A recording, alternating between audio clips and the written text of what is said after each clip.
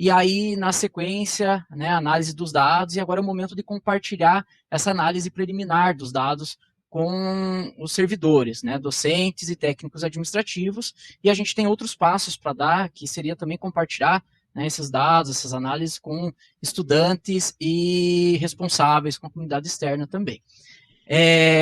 Então, a gente tem trabalhado já há algum tempo, e dessa comissão, né, nem todos puderam estar presentes em todos os momentos, mas cada um está colaborando diante das possibilidades. A Andresa não está aqui com a gente até porque ela está de férias. E, bom, o que é, né, qual que é a proposta do Observatório da Convivência? A gente conhecer um pouquinho mais da nossa realidade interna, de como se dão as relações dentro do IFPR na perspectiva dos estudantes. Né? Também entender um pouquinho mais de questões relacionadas à saúde mental, da percepção deles, da forma como eles compreendem questões pedagógicas, enfim, tem um leque de temáticas que são abordadas pelo Observatório da Convivência. Então, a primeira questão que a gente tem que relembrar é que a aplicação dos questionários, dessa pesquisa, foi num período de pré-pandemia. Né? Então, a gente tem uma fotografia que diz respeito ao momento anterior, ao final de 2019, mas que ainda assim pode nos dar bons indicativos, pode trazer algumas sinalizações para nós pensarmos, refletirmos sobre como é que a gente vivencia e experiencia o dia a dia dentro do IFPR, para pensar um pouco da nossa cultura, mais especificamente no Campus Colombo. Como eu estou com a tela aberta, que eu não consigo ver os comentários, eu estou ouvindo, às vezes eu ouço aqui, eu não sei se são os comentários, mas em vez de escrever, se puderem, por favor, falem, fiquem à vontade para interferir se tiverem algum comentário. Por enquanto é só boa tarde, cumprimentos, tá? Pode ficar tranquilo, qualquer coisa eu te aviso, Bruno. Perfeito, obrigado, Eder. Bom, então, a gente teve a participação de 154 estudantes que responderam os questionários, de um total de Bruno. 501. É uma participação bastante expressiva, ainda mais considerando, né, os desafios que foram, que apareceram na aplicação dos questionários. Né? A gente teve uma adesão mais baixa em alguns momentos, porque era preciso que os estudantes levassem termo de consentimento, né, livre e esclarecido, para que os responsáveis preenchessem e autorizassem os menores de idade. Né? Nem todos os termos voltaram, o que inviabilizou a participação de alguns, mas isso faz parte de pesquisa científica, isso passa pelo comitê de ética, então isso faz parte do procedimento. Né? E aí, é claro, a gente, para as próximas experiências, talvez a gente possa pensar aí até de incluir esse termo já na matrícula, né, com essa autorização, para que a gente possa ter uma participação mais efetiva. A margem de erro aqui vai ser de 6,5 pontos percentuais, né, e são 192 variáveis que foram levantadas. E já de imediato, né, já me coloco e também coloco a comissão local à disposição dos colegiados e dos demais colegas que quiserem conversar um pouco mais sobre esses dados, né, trocar alguma ideia, avançar, aprofundar alguma questão específica. Bruno, só um pouquinho. Acho que a Mariane tinha pedido a palavra. Era você, Mariane?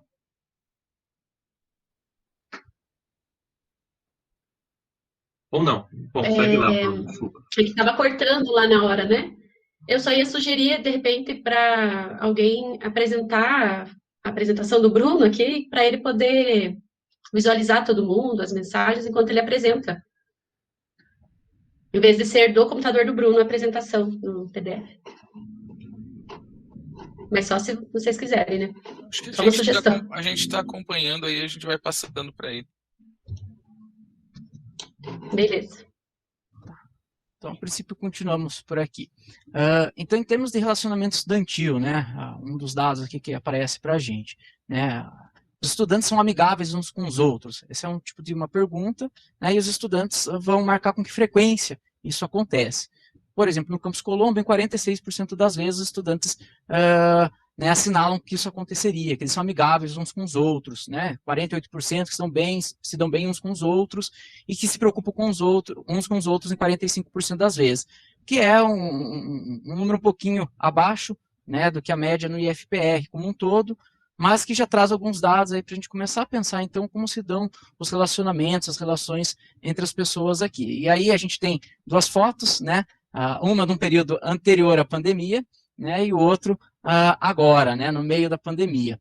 E acho que é sempre importante a gente ter isso em mente, porque algumas questões podem ter se agravado justamente por esse período que a gente está vivenciando. Então, quem são os nossos alunos, né?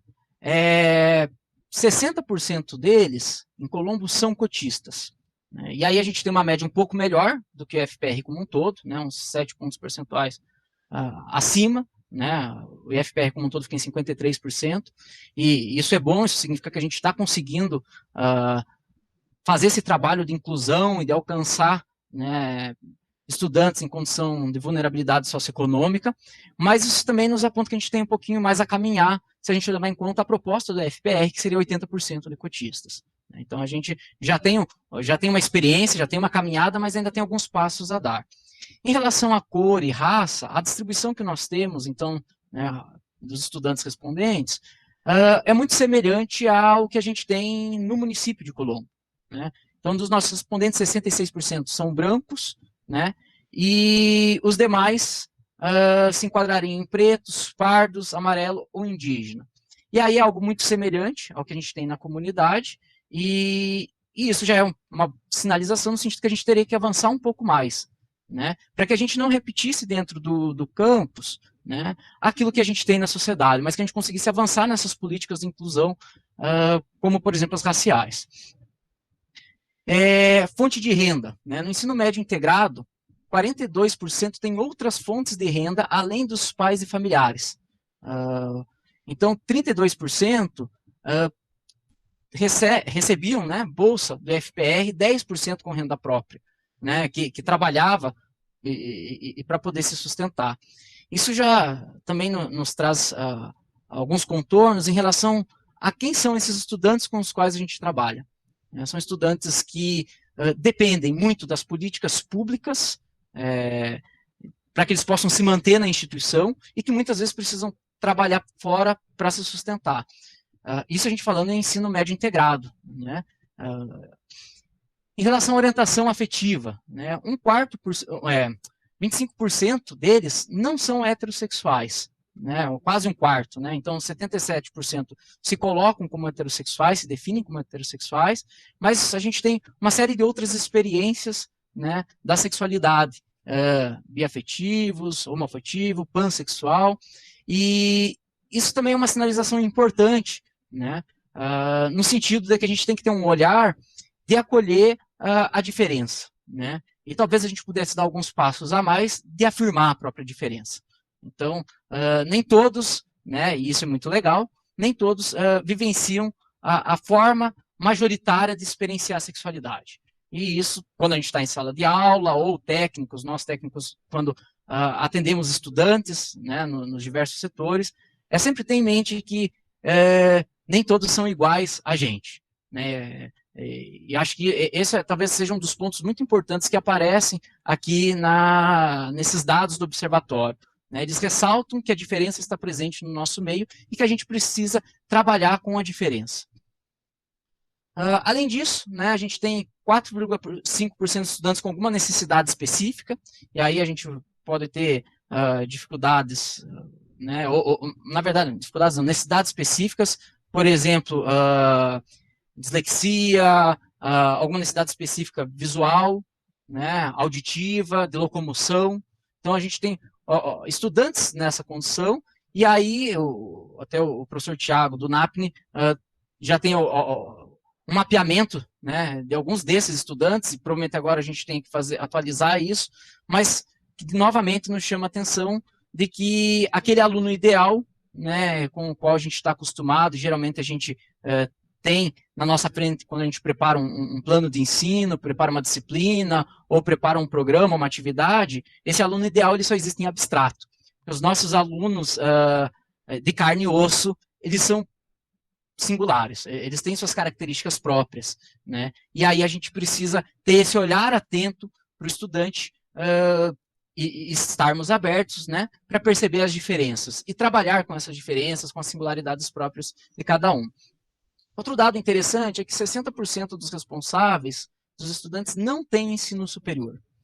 E esse dado é muito importante, porque muitas vezes a gente pensa que o estudante vai chegar em casa e ele vai poder contar com o apoio, por exemplo, dos pais, né, para poder explicar uma matéria, para ajudar ele a compreender um texto, uma tarefa, uma atividade, mas nem sempre isso vai ser possível. Se a gente pensar aí via Pierre Bourdieu, né, do capital cultural, esse capital simbólico, muitos pais e estudantes talvez não tenham esse capital cultural, que é aquele que é valorizado dentro da instituição de ensino, né? E aí esses estudantes eles precisam recorrer a outros estudantes, aos seus colegas ou aos professores, né? E muitas vezes eles não têm esse tipo de acesso dentro de casa. E a gente pensar também que parcela significativa, mais da metade, né, 59% não tem ensino superior, também pode nos levar a pensar que possivelmente muitos estudantes não têm acesso a muitos livros em casa, muitos materiais, o que é mais comum para pessoas com ensino superior, né? Então, novamente, pensar que esses estudantes provavelmente vivenciam e têm uma realidade muito distinta da nossa, né? Daqueles que trabalham, dos servidores que estão ali. Outro dado importante é o meio de transporte, né? E esse é um dado importante também para a comissão de Covid, né? A gente pensar que 53% usam ônibus, né? E no ensino médio esse número sobe para 72%. Então, a locomoção por esse tipo de transporte é majoritária no ensino médio, mas também é muito grande, né? É mais da metade também como um todo. Em relação a horas trabalhadas, né? No integrado, né, a gente pensar aí nos estudantes do diurno, 72% não trabalham, mas 30% trabalham, sendo que desses 30%, né, pouco mais de 15% trabalha mais de 10 horas. Então, além da carga horária em sala de aula e de outras responsabilidades, nós temos muitos estudantes que trabalham. E isso significa que o tempo para estudo, né, é reduzido também para esses estudantes. Se a gente pensar de 10 estudantes, 3 trabalham, né? Isso no integrado. É uma realidade distinta, volto a dizer, daquele modelo de aluno ideal, que a gente pensa que chega em casa e a única coisa que ele teria para fazer é estudar, né? Muitos desses estudantes, quando chegam em casa, né, eles vão direto para o trabalho, ou trabalham em casa, mas eles ainda têm que trabalhar. E se a gente pegar o subsequente e o superior, a situação é ainda mais ainda diferenciada no sentido de que muitos deles trabalham, apenas 16% não trabalham, né? E a gente teria aí em torno de 60% que trabalham mais de 40 horas. Então, se a gente pensar aí dos 10 alunos, aí, por exemplo, do superior ou do subsequente, né, de 10, provavelmente 6 trabalham mais de 40 horas. E aí, como pensar, então, né, questões de atividades para casa? Né? Como a gente pode pensar trabalhos de casa? Como é que a gente poderia pensar, talvez, em integrar isso dentro da própria carga horária que está já prevista em sala de aula? Como é que a gente pode pensar essas questões? Quais são os impactos, né? A gente tem um estudante que, além das 20 ou mais horas dentro da instituição, ainda trabalha 40 horas. Ele tem pelo menos 60 horas de trabalho. O estudo é um trabalho, né? Pelo menos 60 horas, fora as demais atividades. Veja que a gente está caracterizando um pouco quem são os nossos estudantes, para que isso nos ajude a pensar as estratégias de trabalho, estratégias metodológicas e didáticas na relação com os nossos estudantes. Bom, e aí, né, uma primeira questão que aparece em relação uma primeira questão mais específica, né, saindo da caracterização, em relação às regras. Jefferson, você está aí? Estou aqui, Bruno. Quer comentar um pouco nessa parte, Jefferson? Eu comento. Porque eu achei que o Alisson ia apresentar, e estava esperando ele entrar e você estava seguindo com a apresentação, me confundiu um pouco, mas é isso aí. Você quer falar dessa parte das regras? Posso falar, sim, sem problema. Por favor, então. Eu acho que o aluno já tem dificuldade para entender as regras do Instituto no momento da inscrição, né, que a gente está vivenciando agora, que é um processo bem burocrático, né? E como a gente vê que não só no Campus Colombo, mas no Instituto como um todo, né, é um desafio essas normas institucionais ser difundidas de uma maneira mais orgânica, natural, para que toda a comunidade compreenda o funcionamento do Instituto, né? Acho que é um desafio ali. Eu estou à frente do manual do aluno, né, que até foi mais nesse sentido que eu tentei direcionar a elaboração do documento que a gente está desenvolvendo. Parece um pouco estranho, porque essas regras são prioritariamente, né, utilizadas nas atividades presenciais do campus, né? Mas talvez também quando retornar às atividades presenciais, e com certeza vai ter um protocolo COVID a seguir, né? Essas regras têm que estar bem claras para o entendimento de todo mundo, né? E como os assistentes, eu acho que a CEPAI tem esse convívio mais direto com os alunos, né? A gente vivenciou mais a questão das dificuldades de repassar para os alunos algumas regras de funcionamento ali, não só questão disciplinar, mas questão de convívio entre eles, questão de utilização dos espaços, né? É um desafio também ali no campus, né? Porque eu acho que até na questão da estrutura, não só de normas e disciplina e tal, mas a realidade que os alunos que saem do colégio estadual ali para o Instituto Federal é bem diferente a realidade, assim, né? Então, o Instituto exige um pouco mais do aluno, exige que o aluno participe mais, né? Permaneça mais no campus, e ter essas regrinhas bem definidas aí é muito importante.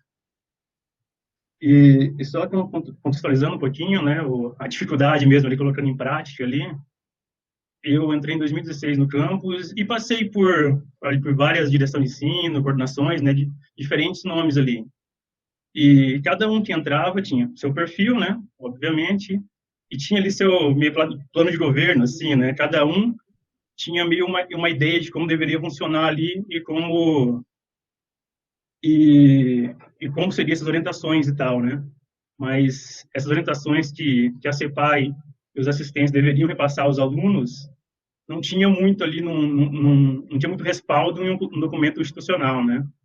Então, era uma dificuldade a gente tentar cobrar o aluno ali para seguir certas normas, e essas normas meio que não existiam, né? Porque a gente tem um regimento disciplinar do Instituto que meio que já nasceu datado, né? Ele acho que não é mais aplicável, assim, na nossa realidade, né? Tem alguns termos ali meio complicados e tem essa dificuldade, né? Mas eu acho mais nesse sentido, sabe? É um sentido que a gente tentar fazer essas normas institucionais serem bem claras, né? E que toda a comunidade tenha facilidade no acesso dessas regras, né? Porque a média do campus ainda é menor que a do Instituto como um todo, mas ainda é muito alta, né? Muito alta. E eu acho, primeiramente, também, os servidores têm que analisar essas normas, né? Para a gente conseguir repassar aos alunos. Eu acho que, efetivamente, isso não está claro nem para a maioria dos servidores do campus, ou do Instituto Federal como um todo. Bruno, minha contribuição é essa. Obrigado, Jefferson. Bom, outro tópico aqui é apoio e discriminações, né? Então, professores e técnicos se esforçam para entender as dificuldades de aprendizagem dos estudantes, né? Então, em 56% das vezes, sim, né? Mas, novamente, a gente tem aqui um índice já tanto abaixo do que o FPR como um todo, né? Em torno de 9%. E aí a gente é algo que a gente tem que pensar, né? Como é que a gente pode trabalhar no sentido de nos aproximar dos estudantes, né? E de acolher e de acompanhar nesse processo de aprendizagem, porque a aprendizagem ela não é um processo individualizado, né? O aluno não aprende, o estudante não aprende sozinho, né? Tanto é que a teoria, por exemplo, histórico-cultural vai trabalhar com o termo ensino-aprendizagem, né? Porque é uma relação que se dá entre atores no processo de ensino-aprendizagem. Não é só o professor, não é só o estudante, mas é algo que se dá entre docente, estudante e a instituição como um todo, né? Inclusive os técnicos, os outros servidores. Então, como é que a gente pode fazer para se aproximar mais e para que os estudantes possam também ter uma outra percepção, uma outra leitura desse processo de ensino-aprendizagem? Em 56% das vezes, os estudantes não sentem que nos esforçamos para entender as suas dificuldades, né? Então, eu acho que isso é uma questão que a gente precisa pensar, problematizar mesmo, né? Como é que a gente pode mudar e transformar essa realidade? Sinto que sou tratado como se eu fosse pouco inteligente ou incapaz de realizar, né, alguma atividade, alguma tarefa, algum trabalho. Em 28% das vezes, os estudantes se sentem tratados dessa forma. Em psicologia, a gente tem um conceito, né, que se chama profecia autorrealizadora. E é alvo de muitos estudos na área do ensino. e que vai mostrar basicamente o seguinte, né? Tem alguns estudos com grupos de controle, enfim, que mostra que quando os docentes, os professores acreditam nos estudantes, o rendimento dos estudantes tende a ser maior. E quando os docentes, né, os professores, pensam que os estudantes não têm capacidade, né, têm algum atraso, alguma dificuldade, algo que o rendimento tende a ser menor. Então veja que a forma como nós olhamos, o olhar que nós temos sobre os estudantes, também pode produzir efeitos, inclusive no rendimento, na aprendizagem, no processo de aprendizagem desses estudantes. Né? E levando em conta isso, a gente ter 28%, né, os estudantes falarem que 28% das vezes eles sentem, né, que são tratados como pouco inteligentes ou incapazes, é um dado para que a gente considere, né, como é que a gente olha para esses estudantes e qual é o impacto desse nosso olhar nos estudantes. Sinto que sou discriminado no IFPR, isso também aparece em 14% das vezes. Né? Os estudantes, 14% das vezes, se sentem discriminados. Né? E em 12%, chamados por nomes ou apelidos ou palavras das quais não gostam. Né? Então, as discriminações, entre 3% e 10% dos estudantes que responderam, né, eles se sentem sempre ou frequentemente discriminados. E esse é um dado que a gente precisa olhar com bastante carinho, com bastante atenção, porque isso diz respeito a uma fotografia, obviamente, como eu já falei, né, do final de 2019, mas que também traz alguns traços da nossa cultura institucional dentro do campus. Né? É algo que a gente vivencia. Né? E na questão aberta, também apareceu muito a demanda em torno da temática do bullying, né, da violência verbal, sobretudo.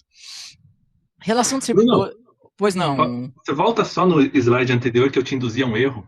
Na hora que eu fiz o slide, eu coloquei em 44% das vezes estudantes não sentem. E depois eu mudei para o positivo. Né? Em 56% das vezes estudantes sentem que nos esforçamos, mas acabou sobrando um não ali, tá bom?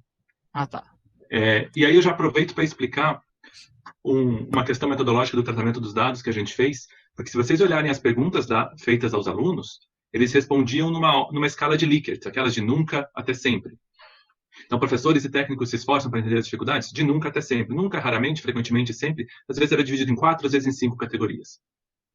E aí, para trabalhar de uma forma mais sintética com os dados e fazer facilmente comparações, a gente transformou essa escala de Likert num indicador só, numa medida só, tá? Então, por isso que nas discriminações ali, por exemplo, aparece assim: sinto que sou tratado como se fosse pouco inteligente ou incapaz de realizar alguma tarefa. E aí, se eu sinto sempre que sou tratado assim, 100% das vezes, essa seria minha resposta, 100%. Se eu nunca sou tratado assim, 0%, na média deu 28%. Mas nos chama a atenção também que alguns alunos marcam sempre em todas essas questões que tratam de discriminação. Então, existe daí aquele percentual entre 3% e 10% que sempre, ou frequentemente, muito frequentemente, se sentem discriminados. Tá? E desculpa pelo erro ali, Bruno, era isso. Obrigado, Alisson. Bom, em relação... Desculpa interferir, mas aproveitando, eu não consegui ver aonde que foi o erro, onde que está o não. Aqui. Certo. 56% das vezes os estudantes sentem. É isso? Isso. E que em 44%, que são os demais, né, isso, na verdade, 44% das vezes, eles não sentiriam isso, né? Ok, 56 sentem. A gente colocaria em metade das vezes, vamos arredondar. Em metade das vezes os estudantes sentem que a gente realmente, né, se preocupa, está interessado, se esforça para entender a dificuldade de aprendizagem, mas na outra metade isso não acontece. Né? E esse valor é bom? Metade? Olha, eu me preocuparia. Eu me preocuparia. Né? Pois gente. Nossa, tipo, metade dos alunos tem essa impressão. Não seria metade dos alunos, é metade das vezes, né? Das vezes. Só fazendo isso. Então, assim, de cada 10 vezes lá, em metade das vezes, sentem que os professores, que os servidores, que os técnicos estão preocupados, então, né, se esforçam para ajudá-los a superar os desafios e aprender. Mas na outra metade, eles sentem que talvez estejam por conta. Né? Tipo, abandonados. Olha só. E aí tem um outro fator que talvez a gente tenha que lembrar, né, a gente tem, quando a gente pensa, por exemplo, em teorias da educação, quanto maior o nível de estudo, por exemplo, né, um mestrado, doutorado, um pós-doutorado, um cientista, né, um pesquisador de ponta, quando ele tem uma liderança, uma chefia, um supervisor, um orientador, enfim, né, é um professor, a expectativa é que tenha muita competência técnica, qualidade de conhecimento. Né? Então, você está fazendo pós-doutorado, você quer que teu orientador seja o bambambam da área, o cara que manja tudo, que domina, né, toda a literatura, inclusive seja produtor de novas pesquisas, enfim. E se a gente pegar uma criança lá de 6 meses, de 1 ano, 2, 3, quanto mais novo, o que mais pesa na relação não é que o professor tenha pós-doutorado, mas que ele tenha muito afeto, muito carinho. Né? Essa relação de proximidade é muito importante. E aí a gente está pegando aqui os estudantes, né, no 2º grau, é uma mescla disso. Tanto a relação afetiva, né, de suporte afetivo, de carinho, de afeto, de relação, de contato pessoal, é um fundamento tanto quanto a competência do docente. Então, às vezes a gente pode ter um docente extremamente competente, mas que a relação afetiva não rola muito bem com os estudantes. E aí isso é um fator que prejudica a aprendizagem. E claro, a gente pode ter um professor que dá super bem com os estudantes, mas não domina o conteúdo. Isso também, claro, que prejudica a aprendizagem. Então o que a gente precisa é essa mescla, né? Que ao mesmo tempo tenha um domínio de conteúdo, não precisa ser um pós-doutor, um pesquisador de ponta, mas que também tenha essa capacidade de construir esse laço afetivo com os estudantes, né? E aí é disso que vem também um pouco dessa percepção de que os docentes e técnicos, né, que a instituição está preocupada e se esforça para acompanhá-los no processo. Então, os melhores resultados em termos de aprendizagem, nessa faixa etária, se dão, né, em instituições nas quais os estudantes percebam, ao mesmo tempo, né, uma boa competência técnica, mas também um bom cuidado, um bom laço afetivo por parte da instituição. Por isso que é preocupante a gente ter um score desse. Então. E, Bruno, ali onde é que eles falam, sou chamado por nomes, apelidos, também por parte de servidores, então, não? Sim, a gente vai falar um pouquinho dos colegas, mas isso é de servidores, né? Olha só. E será que esse, tipo assim, vamos supor, o servidor, ele é notificado, assim, até para alertar, né? Às vezes o professor chama lá de alguma, não sei do que, né? Mas e não sabe que está sendo ofensivo, ou não, tem que chamar pelo nome mesmo, mas às vezes entra lá numa situação, né? Não sei se os professores são avisados do que acontece, se vocês têm essas informações. Olha, algumas demandas, quando lá do presencial, né, eu lembro que chegavam a CEPAI e muitas vezes eram feitas até conversas com docentes, né, às vezes com o coordenador, com o docente, enfim. Uhum. Agora que a gente está nesse momento de pandemia, acho que a própria gestão dessas situações deve ter mudado bastante. Mas é isso, assim, acho que muitas vezes a gente não se dá conta que está ferindo o outro, né? Muitas vezes a gente não se dá conta. Chamado por nomes, né? Então não é uma coisa que ele sente, porque às vezes ele pode se sentir, né, alguma coisa como nas outras, mas ali sou chamado por nomes, apelidos, né? E às vezes, né, isso é importante também estimular os alunos que façam sempre essa conversa, no caso, com a CEPAI, né? Porque daí a CEPAI, sabendo disso, já comunica aos professores, né?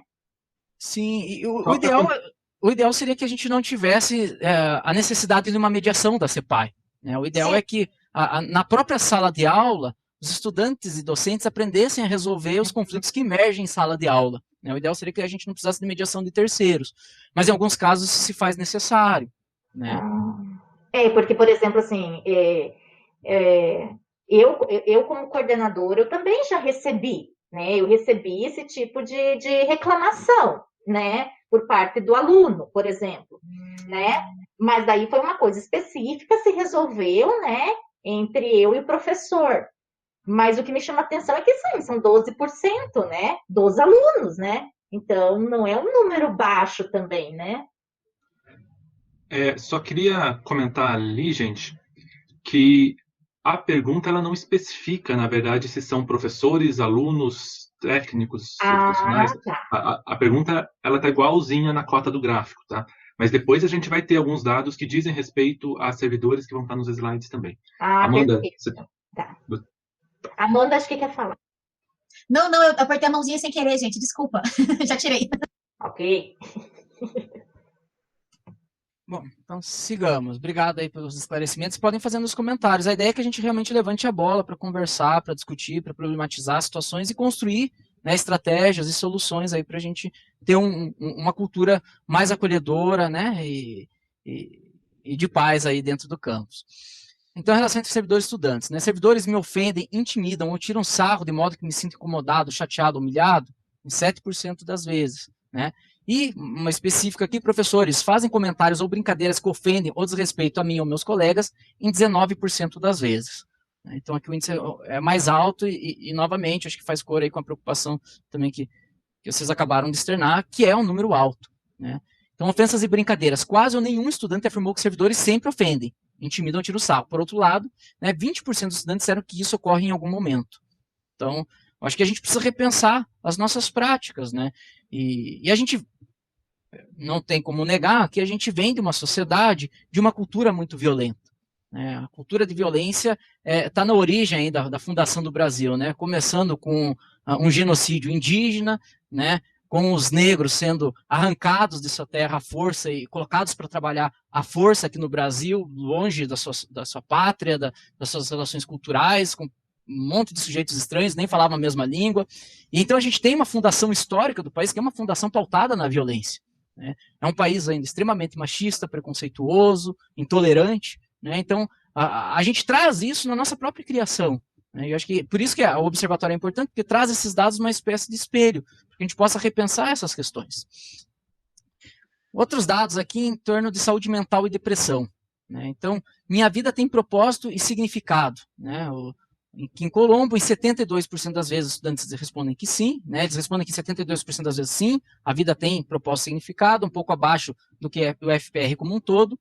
Minhas relações sociais são favoráveis e recompensadoras. Em 65% das vezes sim, né? Mas também um índice abaixo do IFPR como um todo. Dificuldades para dormir. Né? Só um pouco antes ali, saúde mental. Né? 35% dos estudantes disseram sempre cansados nas últimas 2 semanas. Né? É um número bastante alto. Né? 35 de cada 10 estudantes, de 3 a 4, aí sempre estarem cansados nas 2 últimas semanas. Era final de ano, né? Mas mesmo assim é um número bastante elevado. Dificuldades para dormir, né? Ou dormir demais, em 60% das vezes. Sentir-se para baixo ou depressivo ou sem esperança, em 44% das vezes. E aí eu destacaria que é um índice realmente muito preocupante, e a gente está falando de índices anteriores à pandemia. Né? E aí, mais um índice, pensamentos que você estaria melhor morto ou machucado de alguma forma, em 32% das vezes.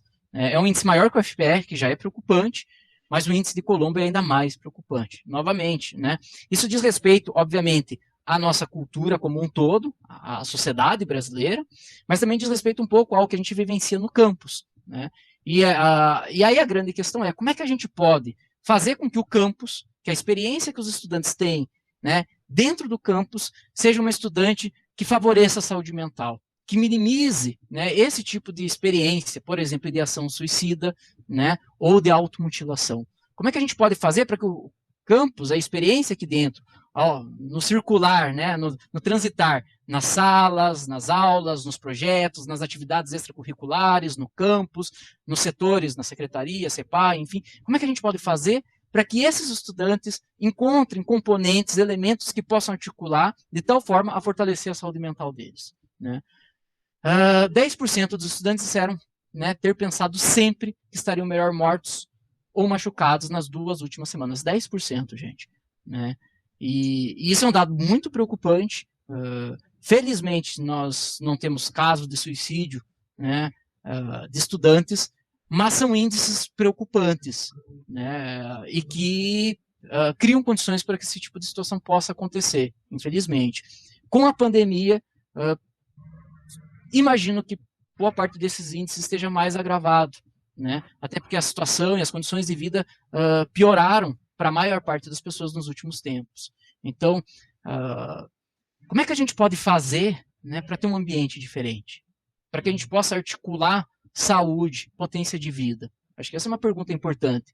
Porque, mesmo que a gente forme os melhores profissionais, os mais gabaritados, seja do município de Colombo, do Paraná ou do Brasil, se os estudantes não estiverem vivos ou não estiverem realizados, felizes por estarem vivendo, né, se não tiverem gana de vida, eu não sei, e tenho sérias dúvidas se a gente terá alcançado algum sucesso. Né? Eu acho que o nosso primeiro objetivo é potencializar a vida com esses estudantes. Né? E aí sim, né, complementando com uma boa formação, né, nas áreas comuns, na área técnica, mas o principal é que a gente consiga criar um ambiente onde esses estudantes saiam realizados, implicados na vida, sujeitos que estejam engajados com a simples ato de viver, né, de estar vivos e fazerem coisas no mundo, transformarem o mundo, né, participarem da vida da sociedade. Então, acho que são dados que realmente preocupam muito, né? E não são situações, por exemplo, né, 10% dos estudantes terem pensado sempre que estariam melhores mortos ou machucados nas últimas semanas, que não se resolvem com palestra, né, e nem só com atendimento clínico ou psiquiátrico. A gente precisa repensar a cultura, tanto da sociedade quanto dentro do campus. Como é que a gente pode articular para que o campus seja um espaço de vida? Acho que essa é uma questão que a gente precisa destacar. Ô, Bruno, Pois não, à vontade. eu vou falar mais uma coisinha antes de você ir para o próximo. Até o professor Edson está aqui, eu vou pedir para o professor Edson para ele me corrigir se eu estiver falando errado, tá? Mas ontem na palestra de esporte que o professor falou, ele relatou isso. Teve um momento da palestra dele de esporte que ele comentou sobre a percepção dele do campus Colombo, agora vamos falar no nosso campus, do número de pessoas, de estudantes que relatavam ações que poderiam ser depressivas, sabe?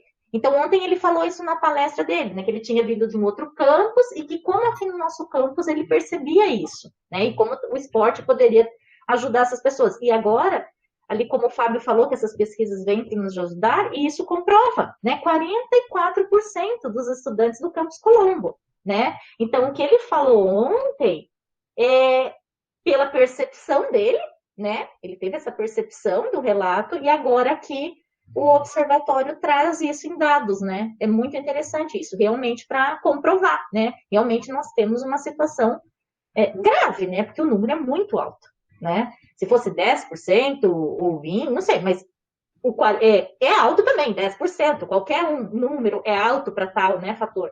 Mas os 44%, né? E acho que isso nos leva a questionar, né, o que a gente está fazendo, que tipo de educação a gente quer oferecer para os estudantes, né? Obviamente a gente quer oferecer uma educação de uma formação técnica de excelência, mas isso não basta, né? Eu acho que a gente precisa pensar para além disso, né? E isso significa que o desafio nosso é muito maior, né? Claro, a gente e veja, quando eu digo assim, uma palestra não resolve, é porque ações pontuais como passe de mágica não vão resolver. A gente precisa articular uma série de ações, né, que envolvem, sim, atividades físicas, acolhimento, tratamento especializado, mas também a gente repensar, por exemplo, a estrutura curricular, né, quantidade, carga de trabalho de disciplinas. Né, até teve uma coisa que acompanhando o chat, teve uma frase que eles destacaram sua, tá? Nosso primeiro objetivo é potencializar a vida nos nossos estudantes. Né? Acho que foi uma frase que você falou, né? E os professores estão se manifestando sobre essa fala, a importância dela, né? Sim, eu acho que esses dados nos desafiam a isso, né? Como é que eu faço com um estudante que chegou lá no meu setor, na CEPAI, ou na secretaria, ou mesmo na parte administrativa, né? Ou numa sala de aula, na minha disciplina, como é que eu faço para que quando ele saia dali, depois de alguns minutos, ou alguns dias, semanas, meses, ou anos dentro do campus, ele saia mais engajado com a vida, né? A gente pode pensar no conteúdo, como é que aquele conteúdo pode fazer sentido para a vida dele, né? Eu acho que essa é um desafio que a gente tem. O Byung-Chul Han vai falar dessa sociedade de cansaço, né? A gente realmente vive algo que é generalizado, mas eu acho que o nosso papel enquanto instituição é subverter, talvez, essas práticas culturais que produzem adoecimento para que a gente consiga produzir vida. Né? Bruno, tem algumas pessoas que querem falar, você abre para agora? Pode ser. Edson, claro. Então é o Edson. Eu até citei o nome dele, daí ele levantou a mão. Eu queria aproveitar, achei fantástico você ter citado isso, Michele, porque realmente no outro campus, né, nós tivemos assim casos mais, na época, né, casos um pouco mais agudos, não sei se seria correto falar, acho que você deu aula lá também um tempo, né, assim como o Ciro, de alunos que se suicidaram, né, e teve um caso marcante de uma menina que ela entrou, fez acho que o primeiro bimestre, sumiu e ninguém se deu conta. Tipo assim, começou a levar falta e tal, reprovou. No quarto bimestre que foi chegar a notícia que ela havia se suicidado através de uma postagem de uma amiga no Facebook, e todos os demais professores foram dando falta, ninguém foi se mobilizando, questionando, não, porque tinha um caso era muito comum, por ser um campus muito grande, né, muitos alunos que abandonavam, largavam, e lógico, que eu falei, assim, a minha percepção, eu tenho visto mais, da impressão que eu vejo mais casos, percebo, né, de pessoas no Campus Colombo, um casos muito grandes de pessoas com síndrome de pânico, crise de ansiedade, inclusive aula, ali mesmo dentro do universo dos atletas, ali muita gente com depressão, que, como já relatei ontem, né, que com discurso tipo assim, não vejo motivação para minha vida e tal. E eu tenho até, posso citar para vocês assim, um trauma pessoal quanto a isso, porque eu fui durante um tempo, 2 anos, professor substituto lá na UFPR, no curso de pedagogia, e eu trabalhava com metodologia de pesquisa e desenvolvia projeto com eles, né? E eu lembro que teve um momento de que teve greve e tal, o calendário ficou um pouquinho complicado, e eu justamente no período de férias, eles tiveram que passar as férias elaborando o projeto de pesquisa deles, né? E, reclamação e tal. Eu fui bem rígido quanto a isso.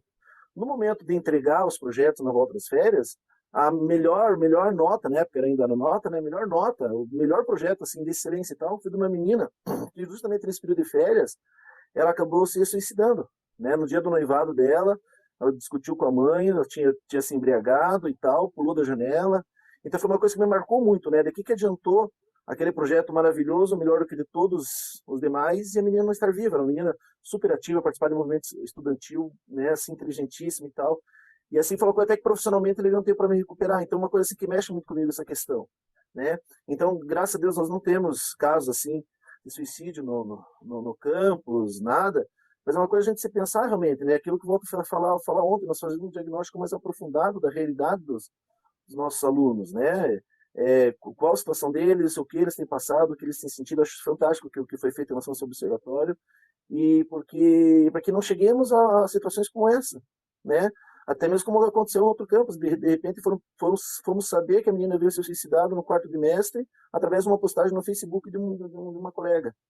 Então é uma coisa muito triste, né? Que nós tivemos 100 casos, né, tão fatídicos como esse, mas também que possa se de alguma forma intervir na vida do estudante, né? A gente fica só preocupado com conceito, rendimento, até mesmo rendimento esportivo e tal, mas não sabemos como é que está a vida do nosso aluno, né? Mas sabe, Edson, aqui nós tivemos alguma situação, não é suicídio e tal, mas eu lembro que teve um caso, há uns anos atrás, a gente estava vésperas de fazer uma viagem, e uma aluna estava tomando alguns medicamentos e tal, e de imediatamente a CEPAI interviu, sabe?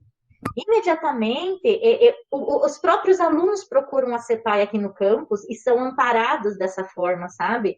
Eu acho que o trabalho ali da equipe, ele é louvável nesse sentido, sabe? De acolher esses estudantes. Porque eu lembro que daí na viagem, inclusive, né, a gente tomava bastante cuidado com esses alunos, tratava eles, né, conforme as orientações dos pais, mas foi porque os alunos mesmos procuraram, né? Mas se eles procuram, é porque eles sabem que eles vão ter esse retorno, né? Já se criou, eu acho, ali no campo, essa cultura. Fazer uma observação, é que ontem também na palestra lá, às vezes pode, na forma que a gente coloca as coisas, às vezes a gente pode ser até mal interpretado, né?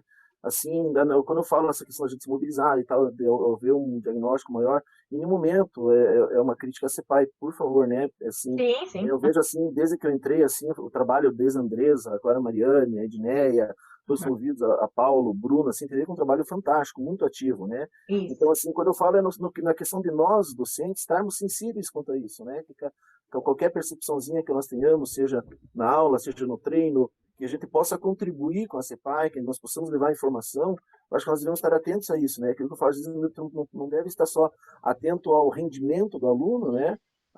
Aquilo que ele nos traz de resultado enquanto produção, né, acadêmica ou qualquer outra coisa.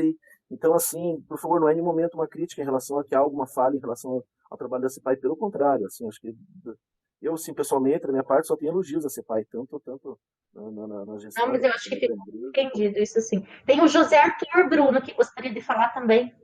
Por favor, obrigado, Edson, por compartilhar. José Arthur. Boa tarde a todos, Bruno, parabéns a todos, né, que participaram da questão dessa pesquisa do observatório, na verdade é mais uma pergunta sobre se já tem um histórico, assim, é que o Campus Colombo é muito recente, né, mas para a gente ter um comparativo, então, sei lá, desde a fundação do IFPR até hoje, inclusive, né, porque ali toda hora tem o IFPR e Colombo, em relação aos outros campos, por exemplo, se é uma questão da região metropolitana, se é algo, por exemplo, ou se não tem nada a ver, para a gente também, até nós começamos a pensar assim, formas, além de compreendermos melhor a realidade, como que a gente vai poder agir no futuro. Eu pergunto isso porque eu era professor no Campus Palmas até o início de 2020 e no técnico eu atuei de 2013 a final de 2019. E eu vi assim uma mudança assim comportamental grande dos alunos. E até às vezes da mesma família, né? Essas coisas do interior tem isso. Então, assim, eu ter dado aula pro irmão mais velho, ou para às vezes 2 irmãos, e essa questão mais alunos, eu diria, emocionalmente com mais dificuldade de lidar às vezes com situações, algumas que até são corriqueiras da adolescência, outras não, algumas situações até mais graves, de suicídio, tentativa de suicídio, e casos de violência doméstica que afloraram, elas, não que elas não houvessem antes, mas acho que assim, elas, parece que, não sei se houve uma maior sensibilidade para esses problemas, que é possível, mas eu tenho a impressão também, e eu falo que é por impressão, por isso eu pergunto se tem esse dado, e que cada vez mais nós vamos ter que lidar com isso por conta até de como esses estudantes estão chegando no ensino médio. Era uma dúvida, porque o próximo já fala sobre ansiedade, acho que tem tudo a ver com isso, e fique à vontade. Obrigado, parabéns. Né? Obrigado, José Arthur. E, bom, a pesquisa foi realizada pela primeira vez na instituição como um todo, em todos os campi. A forma de tabular os dados, cada campus fez diferente. A gente tem uma tabulação geral, né, que foi feita, essa é padrão para todos, mas tal como tem aqui, essa é específica do Campus Colombo, né, até agradeço aí o Alisson pelo trabalho com os dados, fez um trabalho monumental, porque são muitas perguntas e ele conseguiu fazer uma compilação fantástica para trazer esses dados assim, né, cirúrgicos, para a gente conseguir fazer essa leitura. Então, assim, a gente poderia ter um comparativo com os demais campi nesse momento, né, de 2019, mas a gente ainda não tem um histórico de aplicação desse questionário. Imagino que isso vai continuar, a gente vai ter mais aplicações, e a gente pode comparar um histórico de Colombo com Colombo ao longo do tempo, e também com os outros campi, mas de momento a gente só teria essa pesquisa, né? Então, foi feita com todos os campi, mas só foi feita uma vez. Não sei se respondo a questão, José. Não, responde sim. Eu lembro até que no começo da tua fala você falou, né, que era uma fotografia, né, um retrato, e acho que é exatamente isso. Mas já é bom saber porque, enfim, vamos ter isso em mente. Obrigado. Bruno? Pois é, tem uma questão do horário, né, Eduardo? É o Fábio que está falando. Desculpa. Não, antes do Fábio falar, só por uma questão de ordem, para a gente não avançar muito, e a gente ainda tem bastante coisa, né, bastante dados para apresentar. Então, estão inscritos ali o Fábio e a Patrícia, e aí eu... Ficou mudo para mim. Mas só para o final. Cortou okay. Sua fala, João. Cortou minha fala? Tá falando ainda? Até Patrícia. Estão escritos Fábio e Patrícia. Ah, tá. Eu falei por uma questão de ordem, daí a gente deixa as perguntas para o final, porque ainda tem muitos dados para serem apresentados, tá bom? E a gente está extrapolando o tempo. Sim, Portala. Então, Fábio...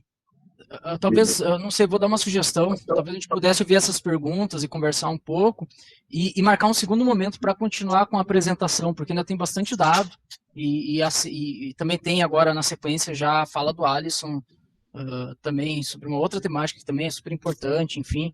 Então, minha sugestão talvez fosse que a gente pudesse acolher esses comentários, essas falas nesse momento, e marcar uma outra oportunidade para dar sequência na apresentação. Não sei o que parece. Acho possível, Bruno, acho possível, sim, bem saudável, né? Assim, todas as intervenções, elas podem ser contempladas. Acho que é muito importante isso, né, para que a gente atropele, né? Então, segue no teu tempo, né, o que for possível fazer hoje, a gente faz, se não, na sequência, a gente pode marcar em outro dia, outro horário, para a gente dar continuidade, sem problema algum.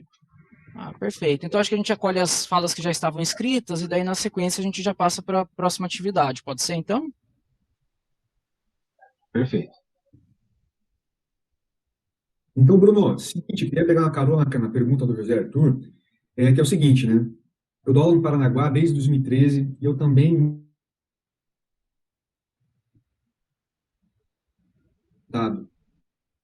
Pode ser uma impressão minha, né, por, não sei, agora atentar para isso, ou os alunos agora comentarem mais sobre isso, mas chegou, por exemplo, o ano retrasado, né, em Paranaguá, eu tinha 2 turmas do médio, sendo que a média era mais ou menos assim, 5 alunos que tomavam remédios psiquiátricos no ensino médio, 2º e 3º ano, o que me assustava bastante, assim, alunos que tinham crise de pânico na sala de aula, crise de choro.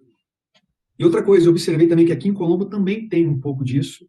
Eu fiz na primeira aula, eu fiz uma dinâmica, onde eu perguntava, né, o que os alunos queriam, aonde eles queriam estar daqui a 10 anos, o que eles queriam estar fazendo, e eu vi que muitos alunos, assim, não tinham muita perspectiva em relação ao futuro.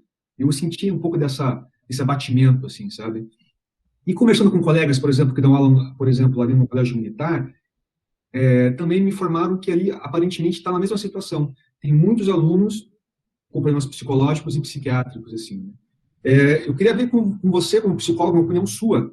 Isso é realmente uma coisa que está modificando? Aparentemente, a sociedade está indo para esse caminho, né?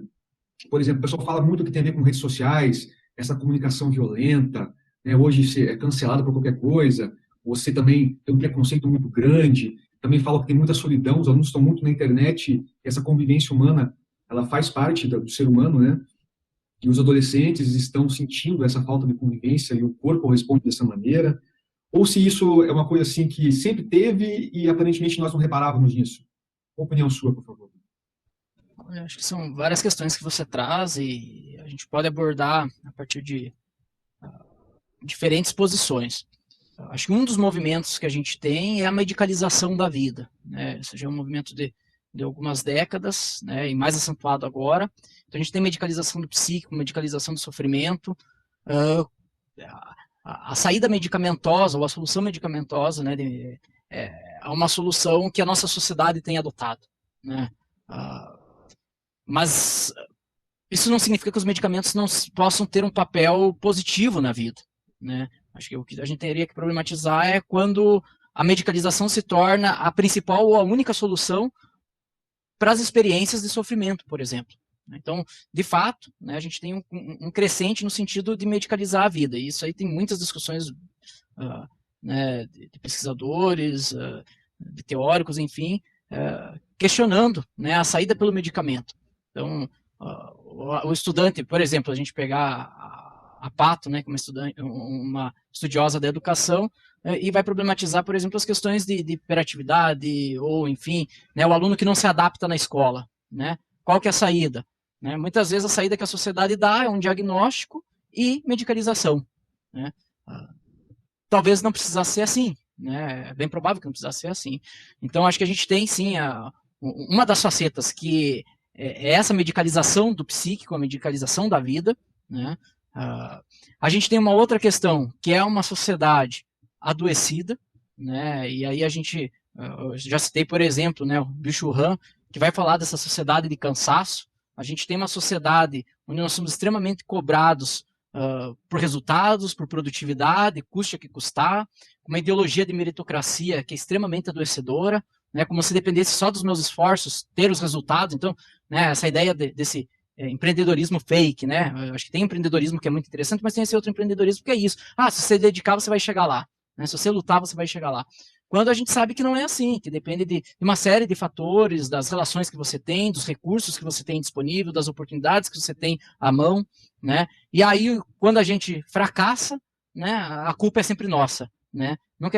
A gente nunca pensa como se fosse um fracasso da comunidade. A gente tem uma individualização muito grande nesse sentido, né? Responsabilização muito grande do indivíduo, o que produz também muito sofrimento psíquico. Né?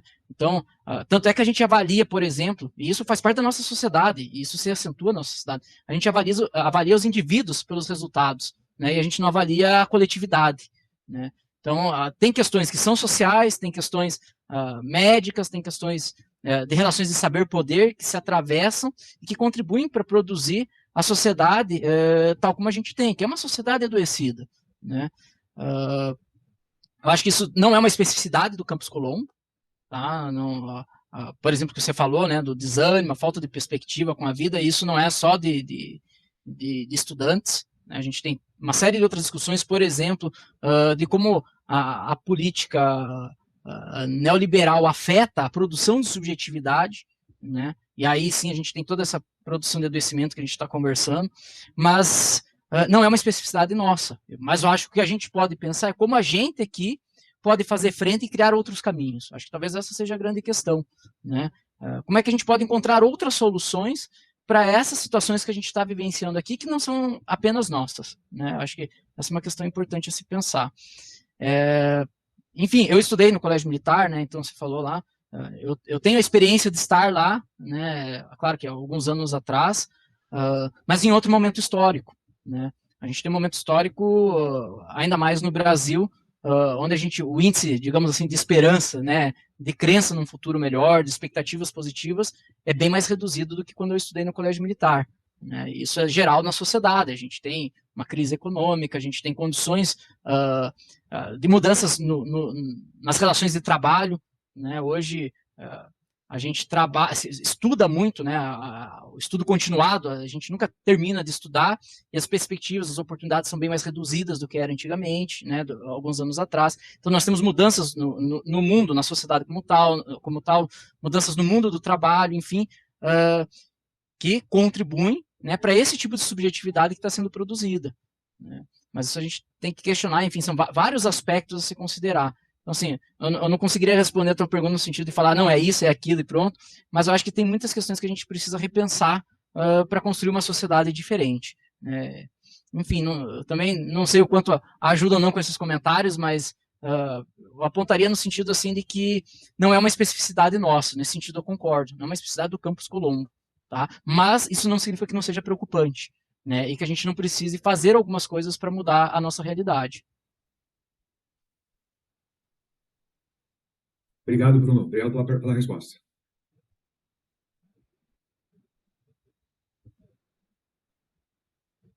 Não sei se teria mais inscritos para falar. A Patrícia tinha se inscrito. Obrigada, João. Obrigada, Bruna. Bem rapidinho. É só fazer um comentário em relação à fala do professor José Arthur, né? Em relação ao projeto como um todo, porque, na verdade, essa consulta, os questionários, eles foram aplicados durante o ano de 2019, e depois, né, que a gente fez depois que a gente teve acesso a todos os dados, o retorno dos dados, a gente trabalhou com as informações do IFPR como um todo, e a Amanda, inclusive, passou o relatório, né, e a partir disso, e de uma live que a gente fez sobre esse trabalho do observatório, nós repassamos, então, esses dados para os campi. Então, o momento agora é que de cada campus, né, é fazer essa análise, é sentar para discutir esses dados, esses diagnósticos, e, posteriormente, para que cada local consiga repensar, né, as suas ações, consiga pensar em projetos, consiga revisar suas práticas curriculares, repensar, né, articular esses dados com outros que o próprio campus já tem. Então, assim, a ideia não é fazer comparativos entre os campi, né, a gente não quer fazer aí nenhum tipo de comparativo, muito menos um ranqueamento em quem é melhor ou não em determinados assuntos, pelo contrário, né, nossa preocupação sempre foi de que cada localidade pudesse olhar para si, olhar para o que os estudantes estão dizendo e pensar que a voz dos estudantes é, sim, né, é um espaço, é uma forma da gente se conhecer e de repensar as nossas práticas como um todo. Então, a gente muitas vezes, né, tem a voz dos docentes, tem a voz dos servidores, mas em que momento nós temos espaço para ouvir os nossos estudantes. Então, na verdade, esse projeto teve muito esse caráter, né, e teve, assim, e ele surgiu mesmo daquele momento de Suzano, e, né, que houve ali o assassinato de alguns estudantes, por estudantes. Então, aquele ato, ele acabou se ampliando para todo o Brasil, em várias escolas, inclusive na nossa instituição, onde alguns campi começaram a relatar desesperadamente, né, assim, para a Proença, o que poderia ser feito quando percebiam que estava havendo, né, assim, tentativas né, próximos de tentativas de suicídio ou de assassinatos entre estudantes. Então, assim, se tornou um momento muito sério, muito grave, né, e naquele momento, então, nós começamos a buscar possibilidades, e foi aí que nós encontramos, então, esse projeto com o professor Josafá e a professora Loriane da UFPR. Então, acho que é importante dizer, assim, o quanto, né, nós estamos felizes em ver esse retorno aqui no campus, se não é o primeiro, eu acho que é o primeiro, a gente não tem ainda retorno de outros, pelo que a gente está entendendo, vocês são os primeiros a estar fazendo essa discussão, essa análise, e por isso mesmo a gente, né, tinha essa vontade de participar e acompanhar, e eu acho que é isso, gente, esse é o momento de talvez não olhar para todos os dados numa vez só, né, e aos poucos, e questionando, e comentando, e para pensar, né, a partir desse olhar e dessas reflexões, o que pode ser continuado aí no campus. E só quero dar os parabéns para o Bruno, porque acho que está sendo excelente, né, a apresentação e as contribuições que ele está trazendo aqui, o grupo todo, como um todo, pelo trabalho, mas só lembrar, assim, né, que nós estamos agora no momento que cada campus está olhando para o seu diagnóstico, tá? Só para esclarecer, assim, as etapas, né, e que a gente tem muita vontade de continuar, a gente tem pretensões de continuar com esse projeto a partir de novas aplicações e depois dos comparativos dentro do próprio campus, né, desses períodos, das diferenças entre os períodos e que momentos nós estamos vivendo agora, possivelmente muito mais complicados e difíceis, e esperamos que melhorem, né? Então, a ideia é a gente ir fazendo, tornando o observatório cada vez maior, né? Com mais pesquisas, com mais diagnósticos, e que a gente possa sempre ter a voz dos estudantes aí como uma forma da gente olhar para o ensino e planejar o nosso ensino. Obrigado, Patrícia. Obrigado pelos esclarecimentos, por complementar. E acho que isso é muito importante, né? A gente precisa, talvez, o grande mote do observatório seja um convite à sensibilidade, né? Para que a gente possa escutar, olhar para os nossos estudantes e acolher e estar sensíveis, né? Para ser afetados por aquilo que eles nos trazem. Dado, assim, o adiantado da hora, eu acho que a gente lá na comissão preparou uma apresentação, né, não conseguimos concluir hoje, mas eu fico muito feliz por não termos concluído, né? Eu acho que a ideia é essa, que a gente não conclua no sentido de fechou e está resolvido, mas que a gente possa sustentar esse espaço de discussão, de troca, de problematização, de construção conjunta, tá? Quero pedir desculpa aí pro Alisson, né, por ter avançado aí no tempo da apresentação que segue, e agradecer o Alisson, o Jefferson, né, a Andresa, o Benito, o Partala, que são os colegas da comissão que têm trabalhado, e isso não é um trabalho meu, é um trabalho nosso, né, junto com a Proense. Então é um trabalho que a gente tem feito aí a muitas mãos, e a gente espera poder contar com vocês daqui para frente, né, mais gente trabalhando junto para que a gente possa construir um IFPR diferente. Tá? Então passo, acho que a palavra até pelo horário, e mais para frente a gente marca uma segunda rodada para continuar a conversa. Obrigado, pessoal, obrigado pela atenção, pelos comentários, né, por estarem aí com a gente.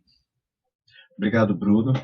Quero agradecer ao Bruno e a toda a equipe, Jefferson, Benito, João Paulo, Andresa, Alisson, parabéns pelo trabalho de vocês. Mais uma vez, Benito e Jefferson, peço desculpas, né, pelo folder não constar, mas nós vamos nos redimir, tá? Fiquem tranquilos com relação a isso, a gente vai se redimir.